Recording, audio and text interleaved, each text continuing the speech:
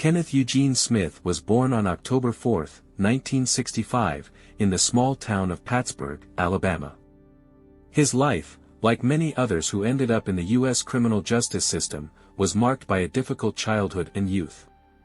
However, little is known about Smith's early years. His name made headlines much later, in connection with a murder that forever changed the fate of not only Kenneth himself but also several families. According to materials presented by the defense during the trial, Smith grew up in an unstable family environment where alcoholism, domestic violence, and periodic poverty were present. Kenneth's father, Harold Smith, worked occasionally in construction and was known for his hot temper and alcohol abuse. His mother, Christina Smith, tried to provide stability for Kenneth and his two younger sisters, but she herself suffered from depression and financial difficulties. When Kenneth was 12 years old, his parents divorced, and the children were separated. Kenneth stayed with his father, while his sisters moved in with their mother. Smith's school years were marked by academic difficulties and behavioral problems. He changed schools several times due to relocations and often missed classes. According to the testimony of teachers who later testified in court, Kenneth had potential but lacked stability and support at home. At the age of 16, he dropped out of school without obtaining a diploma and began working various low-paying jobs. As a teenager, Smith began experimenting with alcohol and drugs. By the age of 20, he already had amphetamine addiction, which negatively affected his ability to maintain stable employment and relationships. His criminal history began with minor offenses, thefts, fights, and driving under the influence. However, prior to the murder of Elizabeth Sennett, Smith had no serious convictions for violent crimes. 1988 became a turning point in Smith's life. It was then, in March, in Colbert County, Alabama, that a tragedy occurred which later became one of the most discussed criminal cases in the state's history. Elizabeth Doris Sennett, 45, the wife of a local church pastor, was found dead in her own home. The woman had been brutally beaten and suffered numerous stab wounds, and the scene was staged to look like a robbery gone wrong. The investigation showed that this death was not the result of random violence. It was a carefully planned contract killing. According to the investigation, Charles Sennett, Elizabeth's husband, ordered the murder of his own wife. The motive was financial problems. Charles owed significant sums of money and hoped to collect his wife's life insurance, which amounted to about $45,000. To carry out his intentions, Charles Sennett approached Billy Williams, who agreed to organize the murder for $3,000. Williams, in turn, recruited two men, John Foreman and Kenneth Eugene Smith. According to the investigation, Smith and Foreman agreed to carry out the murder for $1,000 each. According to case materials, on March 18, 1988, Smith and Foreman broke into the Sennett's home. Elizabeth was home alone. The attackers brutally beat the woman with fishing batons and inflicted numerous stab wounds. After this, they scattered items throughout the house and stole several objects to stage a robbery. Just a few days after the murder, the police began to uncover the terrible truth. Charles Sennett, realizing that the investigation was closing in on him, committed suicide. In his suicide note, he did not mention organizing the murder but admitted to having significant debts. The investigation continued, and soon investigators identified Williams, and through him, Foreman and Smith. Please subscribe to my channel, and I will bring you more videos featuring the most shocking true crime stories. Elizabeth Doris Sennett, a 45-year-old resident of Colbert County, Alabama, was a deeply respected figure in her community. She was born in the mid-1940s and raised in a traditional family where Christian values and community service were cherished. According to those who knew her, Elizabeth was a kind and caring woman, ready to help anyone in need. Elizabeth devoted a significant part of her adult life to supporting her husband Charles Sennett's religious activities, who served as a pastor at the First United Methodist Church in Sheffield. At the time of her tragic death, she was the mother of two sons, Charles Jr. and Mike Sennett, who were already adults when she was murdered. According to the testimony of parishioners and neighbors, Elizabeth was a typical pastor's wife. She actively participated in church activities, organized charity events, visited sick community members, and helped those in need. She was also known for her culinary skills and often cooked for church gatherings and family celebrations. However, behind the facade of the Sennett's prosperous life hid serious problems. According to court documents that later became available, Charles Sennett, Elizabeth's husband, had significant financial difficulties. He owed large sums of money to local banks and private lenders, with his debt estimated between $15,000 and $25,000, a significant amount for rural Alabama in the late 1980s. In addition, it turned out that Charles took out loans using forged documents and resorted to other financial schemes to maintain the appearance of a prosperous life. Elizabeth most likely did not know about these problems, at least not to their full extent. Family friends later recalled that she always lived modestly and often expressed concern about expenses. Ironically, Elizabeth was insured for about $45,000, and it was this insurance policy that became the reason for ordering her murder. Charles Sennett, backed into a financial corner, decided that receiving the insurance payout was his only chance to settle his debts. Elizabeth's last day of life, March 18, 1988, began for her as usual. She was doing household chores, planning Sunday school, and according to neighbors, visited a local grocery store. Elizabeth's body was found by her husband, who, as it later turned out, specifically returned home at a time when the murder was supposed to have already been committed. According to the investigation materials, Elizabeth Sennett sustained numerous blunt force trauma injuries and at least 8 stab wounds. The forensic examination established that some of these wounds could have been fatal by themselves, indicating the extreme brutality of the attack. The tragic irony is that a few days after the murder, when the investigation began to point to Charles's involvement, he committed suicide, leaving a suicide note in which he wrote about his debts but did not mention organizing his wife's murder. Thus, Elizabeth became a victim not only of hired killers but also of betrayal by the person she loved most and trusted. Elizabeth's sons, especially Mike Sennett, subsequently spoke publicly multiple times about their mother. In one interview, Mike described her as a pillar of strength and kindness for the entire family and community. According to him, the greatest tragedy was that she never learned about her husband's betrayal and left this life without understanding what happened and why. The investigation into Elizabeth Sennett's murder progressed quickly. After Charles Sennett's suicide, investigators checked his phone calls and found a connection to Billy Williams. Questioning Williams yielded results. He confessed to his role as a middleman and gave the names of John Foreman and Kenneth Smith as the direct perpetrators of the crime. Williams agreed to testify against his accomplices in exchange for a less severe sentence. Kenneth Smith was arrested in March 1988, shortly after the murder. He and Foreman were charged with first-degree murder committed under aggravating circumstances, murder for financial gain. Such a crime under Alabama law was punishable by death or life imprisonment without the possibility of parole. Smith's trial began in 1989.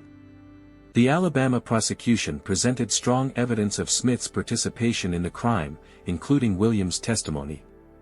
Smith's confession to the police, where he detailed his involvement in the murder, was decisive. According to case materials, Smith held Elizabeth Sennett while Foreman stabbed her. However, in court, Smith insisted that his confession was coerced and that he had no intention of killing the woman. The first hearing ended in 1989 with Smith being found guilty, and the judge, contrary to the jury's recommendation of life imprisonment, handed down a death sentence. However, in 1992, the Alabama Court of Appeals overturned this verdict due to procedural violations and remanded the case for a new trial. The second trial took place in 1996. This time, Smith's defense tried to focus attention on his difficult childhood and lack of serious prior convictions. The attorneys also emphasized that Foreman played the main role in the murder, while Smith was only a passive participant. Nevertheless, in November 1996, the jury again found Smith guilty of first-degree murder. The most controversial aspect of the case was the sentencing phase. Under Alabama law, the jury had the right to recommend life imprisonment or the death penalty, but the final decision remained with the judge. Taking into account all circumstances, including the nature of the crime and the defendant's personality, the jury voted 11-1 in favor of life imprisonment without the possibility of parole. However, Judge Pride Tompkins ignored the jury's recommendation. Using the right of judicial override, which existed in Alabama law at that time, he imposed the death penalty.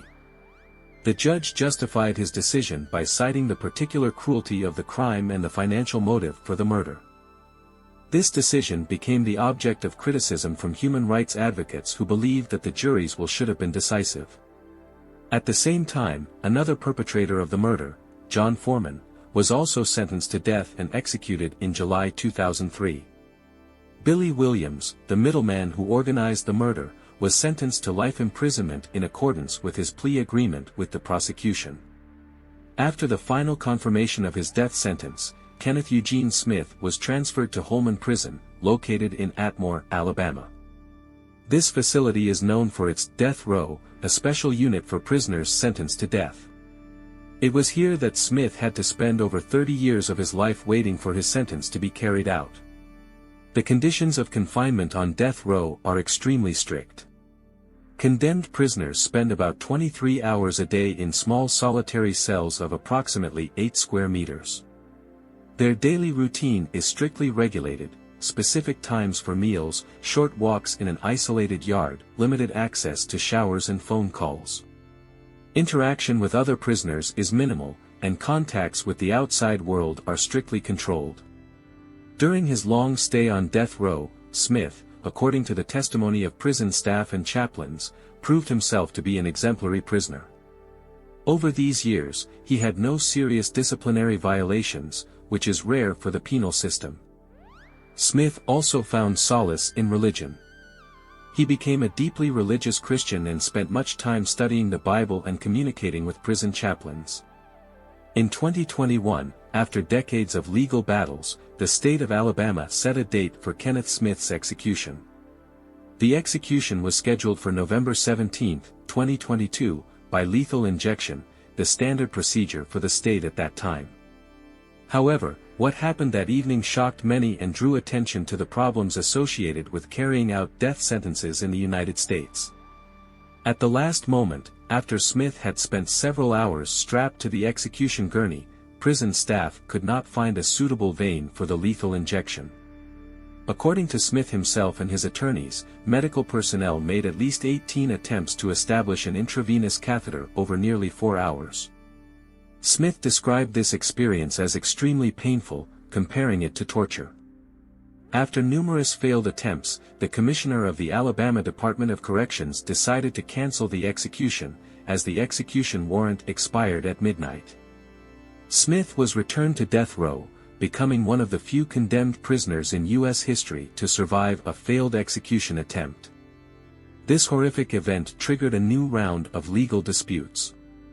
Smith's attorneys filed a lawsuit arguing that a second execution attempt would violate the constitutional prohibition against cruel and unusual punishment. They insisted that the psychological trauma of being on the verge of death and the physical suffering Smith experienced during the failed attempt were sufficient grounds for commuting the death sentence to life imprisonment. However, the state of Alabama had other plans. Facing difficulties in carrying out death sentences by lethal injection, partly due to pharmaceutical companies' refusal to sell drugs for these purposes, state authorities began looking for alternative methods of execution. Thus, the method of nitrogen asphyxiation, which had never before been used to execute people, came to the forefront. In the final months of his stay on death row, Smith knew he had become the central figure in a new and controversial experiment in carrying out the death penalty. He gave several interviews where he expressed fear of the unknown associated with the new method of execution and shared his reflections on the long journey that brought him to this point. Unfortunately, for Kenneth Smith, these decades of waiting only delayed the inevitable. After the failed attempt to execute Kenneth Eugene Smith in 2022, authorities in Alabama began actively implementing an alternative method of carrying out death sentences, nitrogen asphyxiation or nitrogen hypoxia. This method involves depriving the condemned person of access to oxygen by forcing them to inhale pure nitrogen, which leads to oxygen starvation of the brain and, ultimately, death. In September 2023, when the protocol for execution by nitrogen was finalized, Smith's attorneys were able to review its main provisions. According to the document, the condemned person would be secured to a special gurney, and a respiratory mask would be placed on their face through which pure nitrogen would be delivered. The procedure anticipated that the condemned would lose consciousness within a few seconds, and death would occur within 15 minutes. The disclosure of these details provoked a strong reaction from scientists and medical experts. They pointed to the lack of clinical studies on the use of nitrogen for human execution and the potential risks of such a method. Among the main concerns were the possibility of seizures, vomiting, panic attacks, and other forms of suffering before loss of consciousness. Experts also expressed doubts about the mask's airtightness and the safety of personnel who would conduct the execution. Particular criticism was directed at the fact that the protocol was developed without the involvement of medical specialists. The American Medical Association and other professional organizations categorically forbid physicians from participating in the development and implementation of death sentences, considering it a violation of the Hippocratic Oath. This meant that the procedure was developed and carried out by people without appropriate medical qualifications. Serious concerns also emerged from the international community. UN High Commissioner for Human Rights Volker Turk publicly called on Alabama authorities to reconsider their decision, emphasizing that such an experimental method might violate international human rights norms. UN Special Rapporteurs on Torture and Extrajudicial Executions also expressed their concern, noting that nitrogen asphyxiation could be equivalent to torture.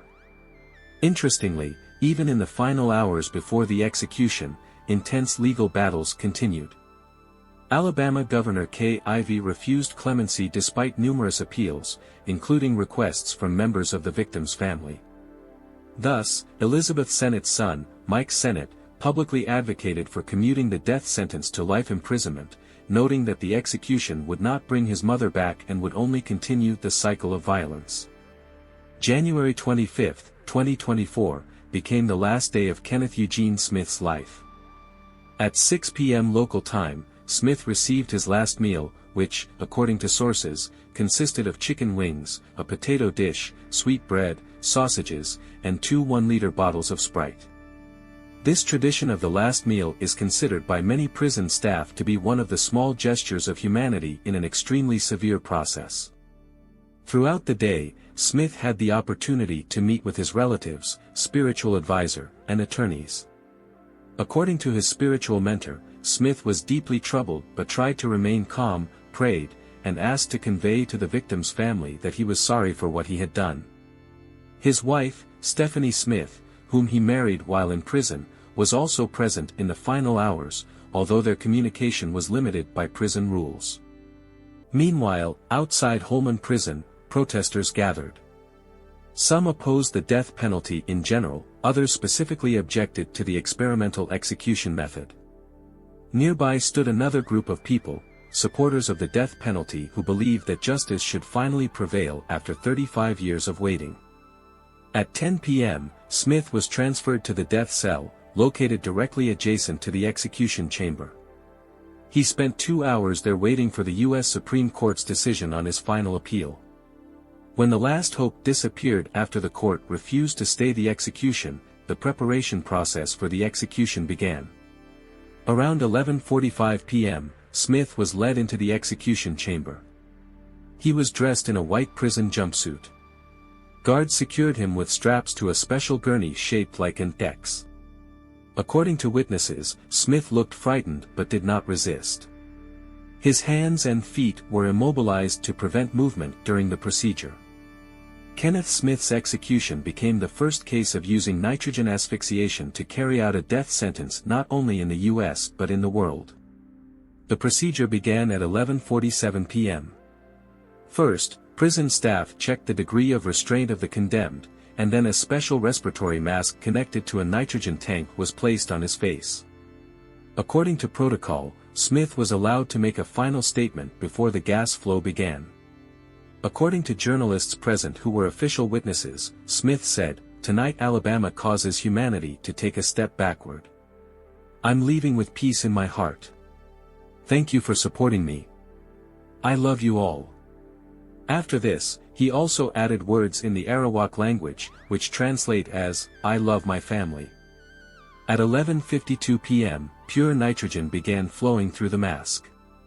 According to the official execution protocol, it was expected that Smith would lose consciousness within a few seconds, and the process would be quick and painless. However, eyewitness accounts paint a completely different picture. Journalists and other witnesses reported that during the first minutes after the nitrogen flow began, Smith remained conscious and showed signs of obvious distress. According to them, he trembled, twitched, struggled, tried to break free from the restraints holding him, and breathed heavily. Some witnesses described Smith as gasping for air and attempting to hold his breath. His back arched, and his head jerked backward. One journalist counted that Smith's convulsions lasted about 4 minutes before he outwardly quieted. Other witnesses estimated this time from 2 to 9 minutes. These discrepancies may be explained by the subjective perception of time in such a stressful situation, as well as the fact that witnesses observed the process through glass, without the ability to see all physiological manifestations. Officially, Kenneth Eugene Smith was declared dead at 12:25 a.m. on January 26, 2024, 33 minutes after the nitrogen flow began. Alabama Department of Corrections Commissioner John Hamm later stated that the execution proceeded according to protocol and was properly carried out. However, Smith's attorneys, members of his family, and human rights advocates categorically disagreed with this assessment. The very next day, Smith's legal team declared that the execution was a horrible failure, not a humane process, as described by Alabama authorities. They pointed to the obvious suffering the condemned had to endure before death. Kenneth Smith's body was released to his family for burial. Stephanie Smith, the executed man's wife, publicly stated that she would fight for her husband's story to become a catalyst for changes in the U.S. death penalty system. She emphasized that the cruelty of the procedure demonstrates the inhumanity of this punishment as a whole. In his final interviews before execution, Smith described himself as a completely different person compared to the young man who agreed to a contract killing in 1988. He emphasized that he did not justify his actions but hoped that his story could serve as a warning to other young people about how one decision can forever change many lives. The story of Kenneth Eugene Smith will remain in history as the first case of using a new, experimental method of execution. It became a symbol of the contradictions in the U.S. criminal justice system and called into question the assertion that the death penalty can be humane. Regardless of personal attitudes toward the condemned person himself and the crime he committed, the circumstances of his execution forced society to once again address fundamental questions about the value of human life and the limits of state power. I can't wait to hear your thoughts. Let me know in the comments what you think about this case. If you enjoy deep dives into true crime, make sure to subscribe so you don't miss the next story. Until next time, friends.